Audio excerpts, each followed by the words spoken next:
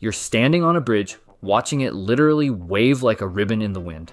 And instead of running for your life, you're just filming it, because that's what happened with the Tacoma Narrows Bridge in 1940. And honestly, it's the most terrifying yet weirdly mesmerizing thing I've ever seen footage of. Like, the whole thing is just doing the worm until it tears itself apart. So I've been down this rabbit hole lately of engineering disasters, and I need to talk about it. Because some of these mistakes are so catastrophic that I literally cannot comprehend how they happened.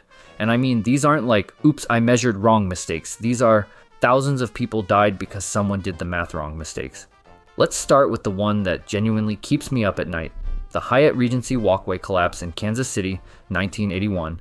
Basically, there were these suspended walkways in this hotel, you know, those fancy ones that hang from the ceiling so you can walk across and feel important or whatever.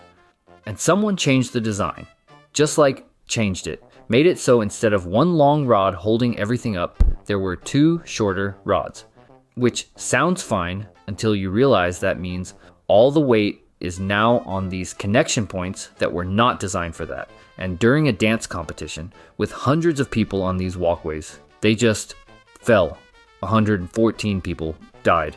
I cannot even begin to imagine being at a dance party and then suddenly you're falling through the air because someone approved a blueprint without doing the actual engineering calculations. Like, that's not even a complex physics problem. It's literally statics, which I learned in like sophomore year.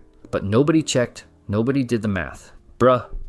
And speaking of nobody checking the math, the Challenger explosion in 1986. Now, I know everyone knows about this one, but hear me out because the details make it so much worse. Engineers at Morton Thiokol, the company making the rocket boosters, knew the O-rings would fail in cold weather. They literally told NASA, hey, maybe don't launch when it's freezing outside. And NASA was like, nah, we have a schedule to keep. And I get it, I really do. Like, there's pressure and deadlines, and I'm definitely guilty of ignoring warning signs when I have a deadline, but this wasn't a YouTube upload schedule. This was 7 people's lives.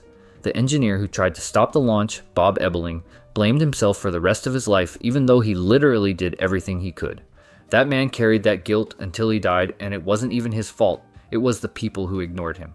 Also, can we talk about the Banqiao Dam for a second, because this one is genuinely insane and nobody talks about it. So in China in 1975, there was this dam that was supposed to be like super robust iron dam, they called it, could supposedly survive a 1 in 1,000 year flood.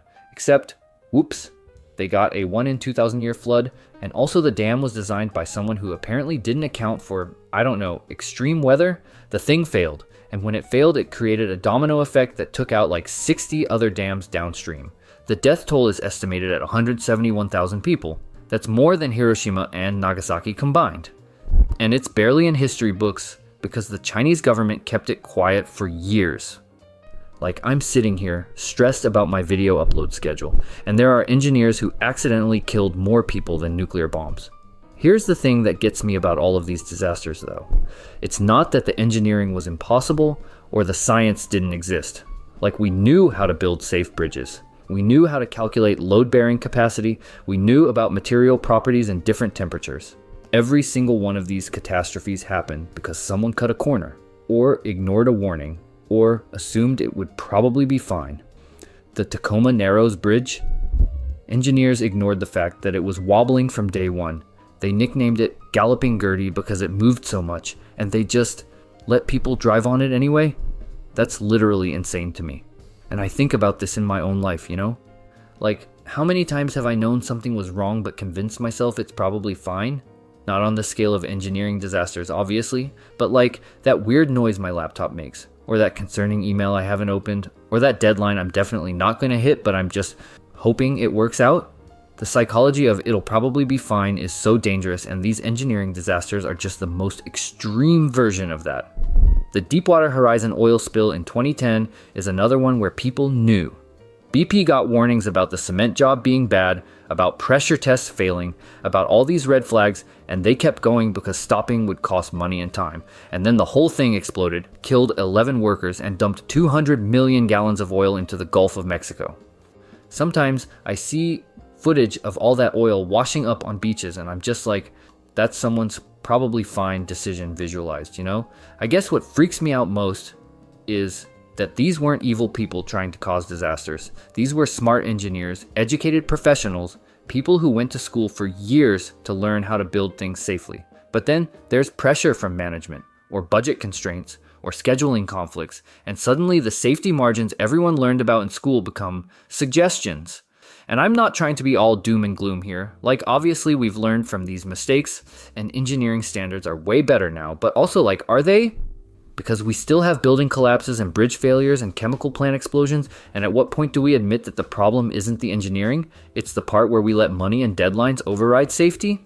Anyway, I've been thinking about this way too much lately, and I needed to rant about it because sometimes I'll be crossing a bridge and I'm just like, I really hope whoever built this actually did the math and didn't just change the design at the last minute to save $12.